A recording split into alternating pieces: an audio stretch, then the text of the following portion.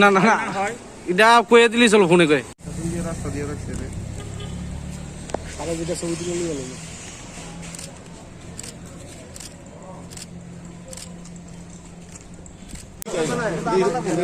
লাগবো তোমার না লাগবে না আমার তো লাগবো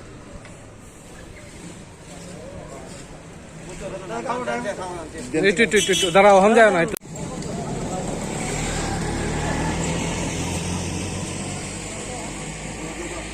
দাঁড়া দাঁড়া একটু দাঁড়া একটু একটু একটু আজ আমরা এখানে ডেপুটেশনে মিলিত হব আমরা ডাইরেক্টর অফ হেলথ সার্ভিস। আমরা ত্রিপুরা স্বাস্থ্য বিভাগীয় অনিয়মিত থেকে আমরা আজকে ডেপুটেশন করতে এসেছি। আমাদের দীর্ঘদিনের দাবি, আপনারা জানেন যে আমাদের মধ্যে 3টা গ্রুপের অনিয়মিত কর্মচারী আছে, ডিআরডব্লিউ, ক্যাজুয়াল, ডিআরবি।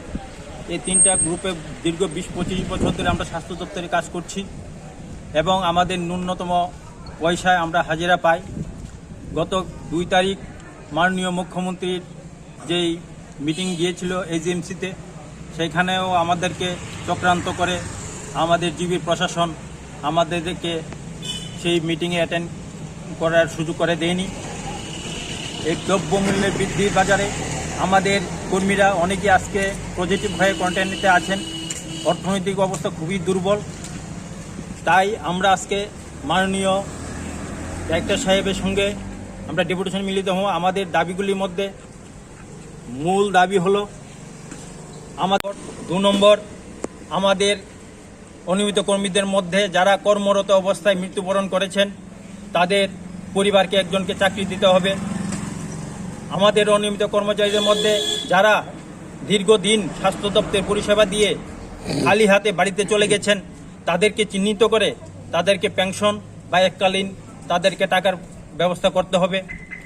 চতুর্থ দাবি, আমাদের মধ্যে অনিয়মিত কর্মচারীদের মধ্যে অনেকেরই, বিশেষ করে গত 17 তারিখ আমাদের একজন অনিয়মিত কর্মী অন্যায়ভাবে তার কোনো দোষ না দেখিয়ে আমাদের জিবি থেকে ধলাইতে বদলি করেছেন। এটা একটা গভীর ষড়যন্ত্র। আপনারা একটু মনোযোগ দিয়ে ষড়যন্ত্রটা শুনুন। আমাদের একজন কর্মী খেলা দে, উনি ডিআরডব্লিউ, উনার বাড়ি কাতলামারা। উনি এই কোভিডের পরিস্থিতির মধ্যে এসে আমরা এজিএমসি জিবিতে চাকরি করে এবং একদিনও কাজ বন্ধ করিনি। কোভিডের যুদ্ধের প্রথম যোদ্ধা উনি। সেই কোভিডের পরিস্থিতির মধ্যে আমাদের সেই অনিয়মিত কর্মীটাকে বিনা কারণে বিনা দোষে জিবির এমএস অফিস সুপারিনটেন্ডেন্ট সহকারে আমাদের টিসিএস অফিসার আছে, তাদের চক্রান্তের কারণে সেই একজন অনিয়মিত কর্মীকে ধলাইতে বদলি করে দিয়েছেন, যার হাজিরা মাত্র 250 টাকা। আপনারা বলুন, এই 250 টাকা হাজিরা দিয়ে একটা মহিলা, যে মহিলাদেরকে আমরা কর্মচারী সংঘ সবচেয়ে বেশি সম্মান করি, সেই মহিলাটা ধলাইতে গিয়ে কিভাবে চাকরি করবেন? এরকম অমানবিক বদলি আর কোনো দিন আমাদের স্বাস্থ্য দপ্তরে হয়নি। আজকে আমাদের রাষ্ট্রবাদী একজন সরকার থাকা সত্ত্বেও এসব আমলারা চক্রান্ত করে আমাদেরকে প্রতিষ্ঠান বিরোধী একটা হাওয়া সৃষ্টি করার জন্য, আমাদের মনোবলকে দুর্বল করার জন্য আমাদের অনিয়মিত কর্মচারীদেরকে টার্গেট করেছেন। গত 2 তারিখে আপনার মেডিকেল কলেজের অবস্থা দেখেছেন, আমাদেরকে কিভাবে হ্যাংলেস করা হয়েছে।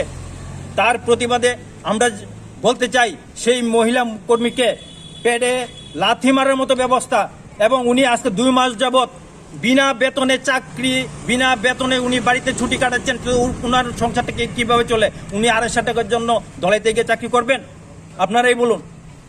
এইভাবে অমানবিক এই যে বদলির নীতি, এই দেখুন একজন ক্লিনার এবং আমাদের একজন কর্মী খেলাদে, দুজনকে এই অর্ডার মূলে বদলি করা হয়েছে, যে নাকি 250 টাকা হাজিরা। এরকম অমানবিক বদলির প্রতিবাদ আমরা তীব্র করছি। আমরা যারা রাষ্ট্রহিত, প্রদেশহিত, কর্মচারী হিতে কাজ করি, অনিয়মিত কর্মচারী সংঘ, যেহেতু আমাদের কর্মী, আমাদের সহদলীয় কর্মী বিগত বাম আমলে প্রত্যেকটি বাম বিরোধী আন্দোলনে সেই মহিলা খেলা দিয়ে আমাদের সঙ্গে ছিল, তার আমরা তীব্র প্রতিবাদ করি এবং অবিলম্বে যাতে ওই কর্মীকে পুনর্বিবেচনা না করা হয়, আগামী দিনে আমরা এই ব্যাপারটা আমাদের মুখ্যমন্ত্রীর নজরে নেব, মুখ্যমন্ত্রী বিবেচনার কাছে নেব। যে দেখুন মুখ্যমন্ত্রী, আপনি জানেন কি জানেন না, কিন্তু আমাদের মধ্যে কী রকম হচ্ছে আমরা মুখ্যমন্ত্রীর দরবারে নিব।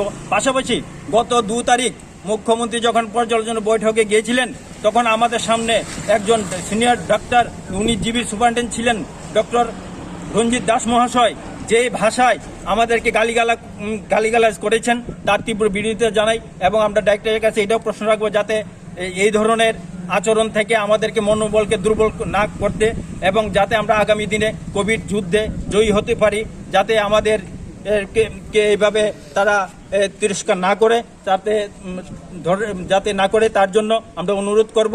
এবং পাশাপাশি আমাদের সরকারের কাছে আমাদের অনুরোধ থাকবে যে অতি বিলম্বে আমরা যেহেতু প্রথম সারি যোদ্ধা, আমাদেরকে অতি সত্বর নিয়মিত করুন এবং একটা দৃষ্টান্ত স্থাপন করুন যাতে এই সরকার আমাদেরকে মানে ব্যবস্থা করেছে এবং আমাদেরকে নিয়মিত করেছে, আমরা কোভিড যুদ্ধে একদিন জয়ী হব সেই অঙ্গীকার রেখে আমার আলোচনা আজকে এখানে শেষ করলাম। কি নাম আপনার? আমার নাম বাবুল আচার্য, ত্রিপুরা স্বাস্থ্য বিভাগীয় অনিয়মিত কর্মচারী সংঘের সভাপতি বাবুল আচার্য।